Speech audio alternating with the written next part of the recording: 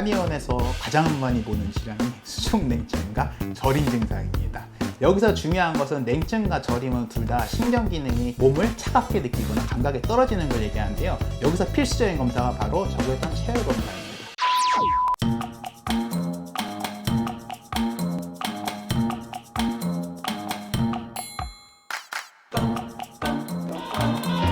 한의원에서 가장 많이 보는 질환이 수족냉증과 저림 증상입니다.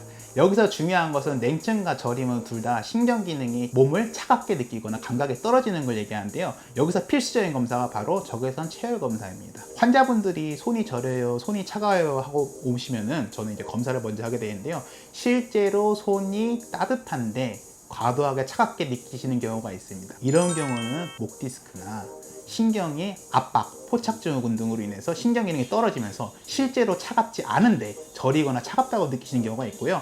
두 번째는 실제로 차가우신 경우입니다. 손발이 실제로 만져봐도 차갑고요. 적외선 체열 검사 실시 시 20도 이하로 떨어진 경우가 있습니다. 그리고 양쪽 차이가 2도 이상 나면요. 그리고 또한 피부 색깔이 변한 경우가 있는데 이런 경우에는 혈관 문제라고 볼 수가 있습니다.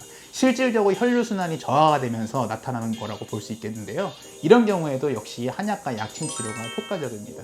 한약 처방 같은 경우에는 이런 수족냉증에서 여러 가지 병증별로 처방을 하게 됩니다. 첫 번째로는 소화 기능이 떨어져서 인체에 박출, 에너지를 보내는 힘 자체가 떨어져서 혈류량이 감소해서 손발이 차갑다고 보는 것입니다. 이런 경우는 평소에 소화불량이 있으시거나 담적병, 역류성 식도염이 있으신 경우에는 이런 한약 처방과 동시에 혈류순환을 증진시키는 처방을 쓰게 되고요. 두 번째는 혈관 자체가 약하신 분들입니다. 한방에서는 어혈증이라고 하는데요. 나쁜 피가 몸에 많다 이렇게 얘기를 하는데 멍이 잘 들고요. 눈이 항상 팬더처럼 돼 있고요.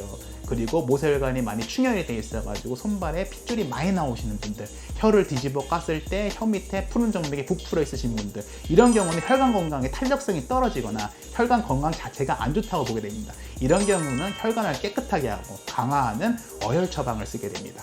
세 번째로는요, 이런 경우 말고도 호르몬 자체가 떨어지면서 갱년기 증후군은 몸에 열이 많이 나게 되죠. 호르몬이 떨어지는 경우에도 몸의 체온이 내려가는 경우가 많습니다. 갑상선 기능 저하증이나 부신하고 갑상선이 인체의 온도를 조절하는 내장 기관입니다. 이런 경우가 기능이 떨어진 경우에는 호르몬 밸런스와 기력을 보충하는 흔히 얘기하는 보약지제로 처방을 하게 됩니다. 이 치료기간에 대해서 말씀드리자면은 한약 처방을 하면서 실질적으로 온도가 올라가는지 차가운 데 갔다가 저항성이라고 하거든요. 항상성이라고도 하고요. 온도가 다시 회복을 하는지 검사를 통해 가지고 좋아지는 걸 확인하면서 치료하게 되는데요. 보통은 3개월 정도 약침 치료와 한약 치료를 하게 됩니다.